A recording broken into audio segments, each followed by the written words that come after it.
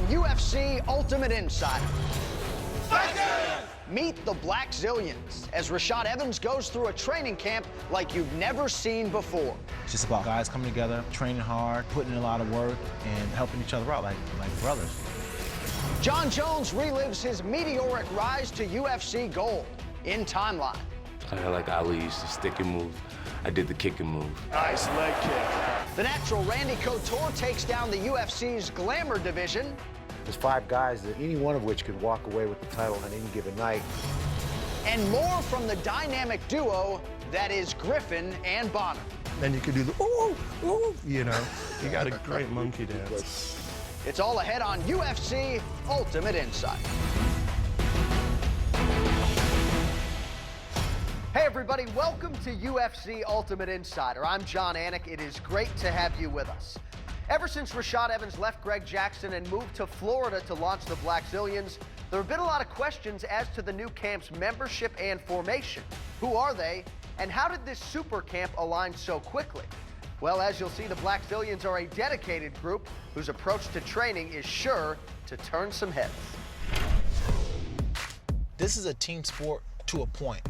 I never want to fight by myself. Never have. It never happened and never will happen. I've always depended on my training partners. Blackzilians is more of a brotherhood, like family. Whatever happens, we're gonna stick together. Power, strength, unity. This is our tempo. They give our blood, and we have to give everything. It's just about guys coming together, training hard, putting in a lot of work, and helping each other out like brothers. We are kind of like a tornado, you know, that's what I like to say, because we come up from nowhere and we are taking over.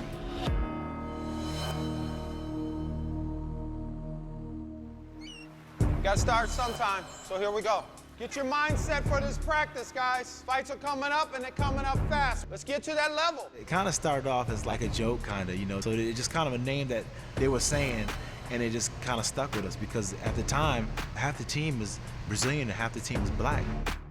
It was a good timing, like a Rashad came, and we trained one day, and then let's stick together. I like it, I like you guys. That's how it started, Now, the telephone doesn't stop to ring, emails every day, companies say they want to come, they want to train. If you build it, they will come. That goes for any team, any sport, no matter where you are. You know, if you have champions aboard or people that aspire to be great, and you start to build upon whatever there is, people are going to want to come and try some of that. Guys, my challenge to you is try to do the drill as good as you can. Perfect technique, okay? The amount of knowledge that we have in a room is phenomenal. It really just spawns getting better. I've never been around a group of guys that work so hard for the same goal ever, and we all feed off each other. It's just a great family environment for us down here. You have great Brazilian Jiu-Jitsu black belts, you have great stand-up fighters, and great wrestlers. Yeah, guys from all aspects, so I think there's a lot of potential. The team that we have with the Blackzilians and with ASM, everything together, it makes it so you don't really got to worry about anything else but just training. Ready? From the fight stand, go. Our philosophy is very simple. We don't want anyone to take us down. Finish strong. We don't want anyone to be able to stand with us in this gym, and that's what we're thinking. If I can defend a wrestler, then I can do what I want to do if I'm a striker. So if you know how to wrestle and stop wrestling, that can make you into a champion. You got a champion heart, you'll find a way to win. Show power when you punch, right hand, when you step back, boom! We like to train hard. The coaches, we talk about coaches now, we all have the same fire.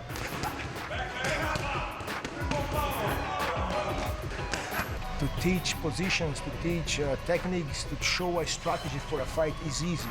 But my main goal here is not just to do that. My main goal is to create people that they're looking for excellence in everything they do.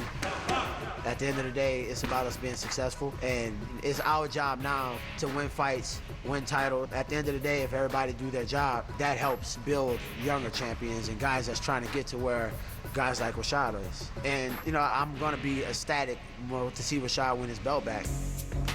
Swing those arms. Pick up the pace a little bit and jog it out. Mentally approaching this fight with Jon Jones, I feel very confident very relaxed, you know. And as far as physically, I feel physically strong. I feel better than I ever felt going into any fight. Yeah, that's where you're going to be explosive. Bend your legs, you're bending your back. The way that we've been training for this fight, I want this thing to be a normal fight for him because he's that prepared for it. Just like waking up in the morning, no big deal. And we have to be so well drilled that we don't think we do. Keep working at repetition. That's where you make it work. Keep coming. I'm not gonna make the problem much more complex than it has to be. I know what I need to do, I know what he's good at, and I know how to stop him. Right now, everything looks like it's really starting to actually come together as a real team. Because it takes a little while. You know, you can throw a bunch of amazing coaches and athletes together, but they're not going to be a team overnight. It takes a little time for it to start clicking. The best team in the world right now, and we don't have a year, so our potential can go through the roof. As soon as things click, because we're just a baby, you know, we're learning. As soon as the team become a man, boom, click, people gonna get in trouble. It's gonna hurt.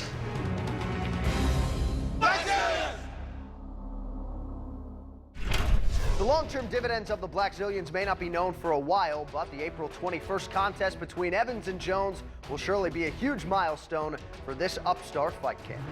Coming up, Jon Jones took anything but the easy route in becoming the youngest champion in UFC history.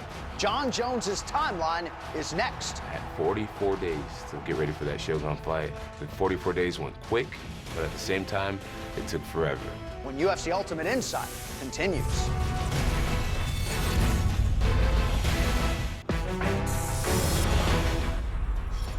Welcome back. In Jon Jones's unprecedented ascent to champion and subsequent title defenses, he has left a number of big names and MMA legends in his wake.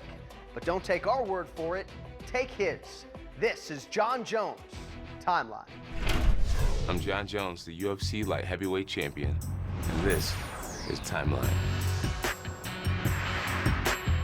UFC 87 was my very first fight in the UFC.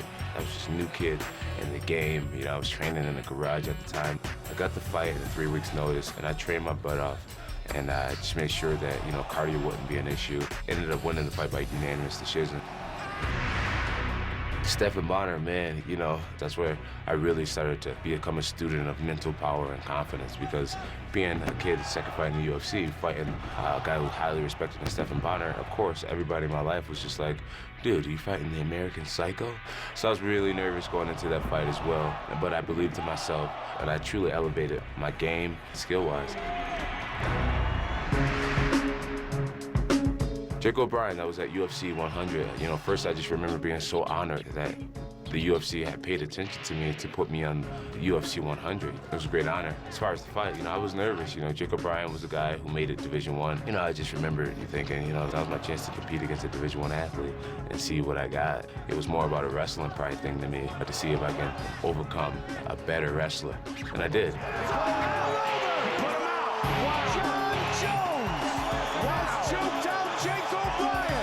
First submission of my UFC career, and it was a good feeling. Brandon Vera, he was like a knockout artist. He was kicking heavyweights in the head, and he had sick knees, and he just pushed me into levels of studying that I hadn't been to before, because I was a huge Brandon Vera fan. I needed to humanize him first, and I did, and I had a good performance. Vladimir Matyushenko. Yeah, I just remember having tons of respect for him.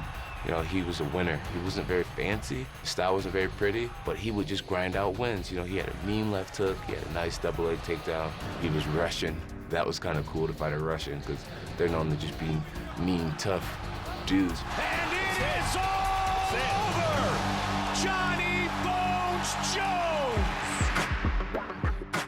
Ryan Bader was a tough fight for me. I trained so hard for that fight. You know, he was really, really tough wrestler. I remember going out there, just taking him down right away, setting the tone, you know, landed some good body kicks, and then ended up submitting him from the top position. Oh, we got Jon Jones! Chokes out Ryan Bader! The UFC wants to give you the opportunity to face Shogun Rua for the light heavyweight championship of the world. I'm going for a world title, baby. Let's do it! I had 44 days to get ready for that Shogun fight. The 44 days went quick, but at the same time, it took forever. All the pressure, all the nerves, not knowing what was going to happen. I really felt alive going into that fight. Right away, Jones opens up wide. Oh, good left hand. Jones looking to tee off. Shoulder turn, nice knee with the knee. And then to pull off a really, really dominating performance. Jones to the body. And it is all over!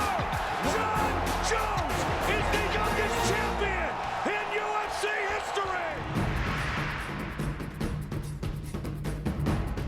My first title defense against Quentin Rampage Jackson. Rampage, the way he was talking to me, just calling me a kid and a boy, belittling me. Judge gloves, go back, let's do this. I kept my composure. I took some disrespect. I even dished out a little disrespect. That was a fun fight because I knew I was inferior in the pocket. I totally eliminated the pocket by staying at the kicking range and kicking and moving. Kind of like Ali used to stick and move. I did the kick and move. It worked out really well. I think Rampage hit me about 3 times in 4 rounds, which is phenomenal because it's Rampage Jackson. Jon Jones stops Quentin Rampage Jackson. Lyoto the Dragon Machida. This fight was more mental for me than it was physical. Not only had I never fought a southpaw, but it was Lyoto. Karate style, he had just hit a crane kick. How do you even train for that? He was just a crazy puzzle to figure out. In round 1, I felt like I was dominant. I did get hit a lot, but I was backing him up. His style was to retreat, but I was catching him with spinning back kicks, just swinging at him with punches. He evaded a lot of them, but I felt like I was controlling the octagon. Going into round 2, lifted up my left hand, my left leg, and threw an overhand left. Fell down, grabbed his neck, and ended up choking him out. Jon Jones remains the UFC light heavyweight champion. This is basically a list of every combination that has ever landed on Rashad Evans. And I'm basically training every offensive move that's ever hit him. And through repetition and comfort, I think he's gonna get hit more than he's ever been hit in his life. I believe wholeheartedly that I will dominate Rashad Evans. I'm Jon Jones, UFC light heavyweight champion, and this is Timeline. Well, we've already heard tremendous insight from Jones and Evans, and coming up next, Randy Couture lends his Hall of Fame perspective to the current state of the UFC's light heavyweight division. There's always that guy with the right skill set and the right style on the right night that can take your belt away. UFC Ultimate Insider. We'll be right back.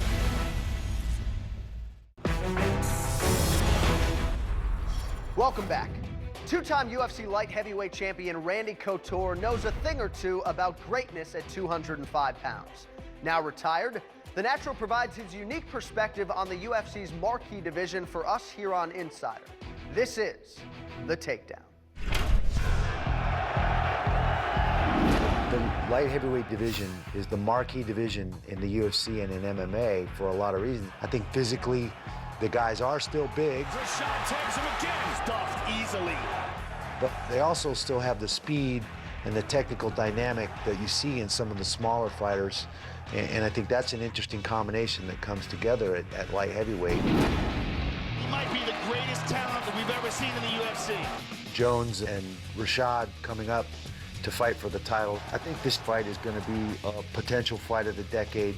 It has all the makings to be a lot of fireworks. You got that strap, so I got to go after it. I don't think that there's anybody out there that's unbeatable, and I think that there's always that guy with the right skill set and the right style on the right night that can take your belt away, take your night away. Rashad quickly closes the distance. I think Evans has the potential to be that for Jones based on their history as teammates, and I think the guy that can go out and take Jon Jones down and stay on top of him and make him wrestle for the whole fight has a good chance of taking him out of his game, that dynamic, long, rangy striking and athleticism that he brings to every fight. One of the greatest fights in mixed martial arts history. We've got Dan Henderson and Shogun, who just coming off probably the best fight of 2011. Front jump, and he hit him with a knee and a big swings there and standing right in front of each other. Unbelievable. I think the Shogun-Henderson fight was amazing in its back and forth nature. It looked like at any given moment Henderson had Shogun done and out. Big right hand, trying to finish him right here. And then Shogun would come storming back and it looked like Dan was about to fall over. Dan's in trouble. think anytime you have that kind of swing back and forth in a fight, it makes a very, very exciting night. Because he survived the deep waters.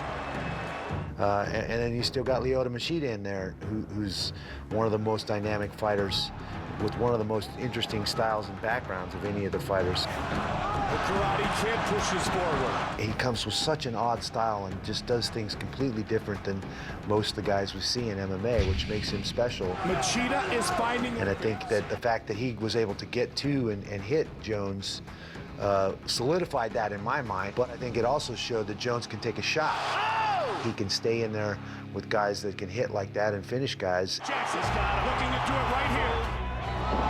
There's 5 guys that any one of which could walk away with the title on any given night. Shogun trying to finish it here. Notice Machida. I mean, it's a very deep weight class with a ton of very, very exciting fighters to watch.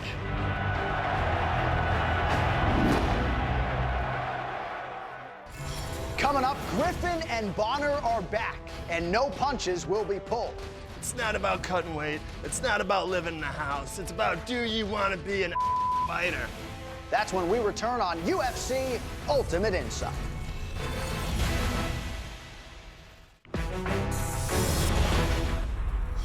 Welcome back. Ever since stepping foot into the Ultimate Fighter house back in 2005, Forrest Griffin and Stephan Bonner have been trying to one-up each other, both inside and outside of the octagon. Now we are pleased to have reunited them once again in the art of storytelling. This is Griffin and Bonner.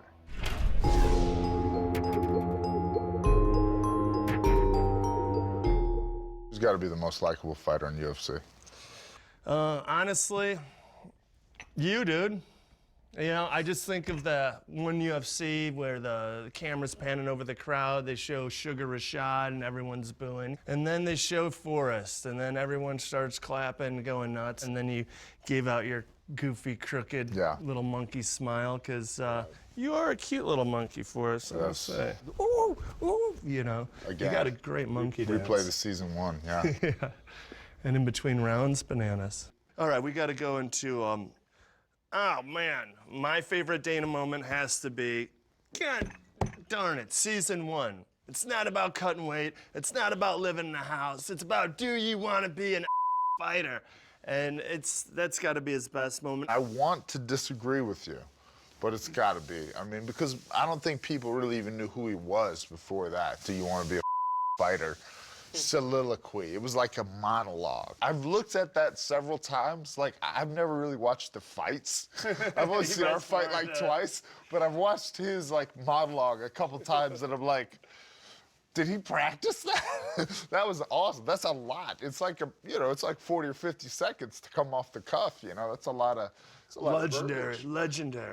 That's got to be his best moment. What's your favorite Joe Rogan moment? Joseph Rogan. I used to love it when he used to like pull out these imaginary terms for jiu-jitsu that him and Eddie Bravo figured out. The fact that Joe Rogan knows those, I get it. He does some.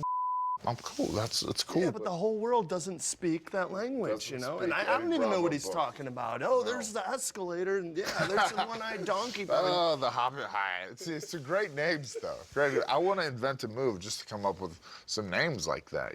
Favorite Goldie moment? My favorite Goldie moment has to be when I fought in Australia. Schoenhauer brought his camping stove, and we were cooking kangaroo meat in the room every night, put garlic and onion in the frying pan. It's really lean, tender, delicious. It's good, and it's cheap. At the grocery store, it was the cheapest thing. So every night, we'd have the door propped open with the Tide pad, and we'd be cooking in there, and the whole floor would stink. And Goldie was my neighbor. One day, getting kangaroo meat. That's awesome. Yeah, kangaroo meat. Getting off the elevator, go into my room, and all I see, there's Goldie talking to the one cleaning lady who's in my room. And she must have said something about the stink. And he's like, yeah, these guys are just terrible. Every night they're cooking. They're just stinking up this whole room. And just going on. I'm standing right behind him. Right behind him like this. And then I tap him on the shoulder and go, talking? And just ripped him up for that. I'll never let him live that one down. That is awesome. That is awesome. So he didn't come to you and say, hey, could you guys maybe cook that on the balcony or something? Told I ratted me out to the cleaning lady, Goldie. That's better. That's way better than any Goldie moment I've got. your topping, your one-upsmanness is really. Oh, I hate when people do that too. You're, then quit doing it. Yeah. That's back move. Oh, you call that a story? Let me tell you about when Oh, Goldie, I got a Goldie moment for you. So I'm cooking kangaroo meat. Yeah, you know, because that's what we do.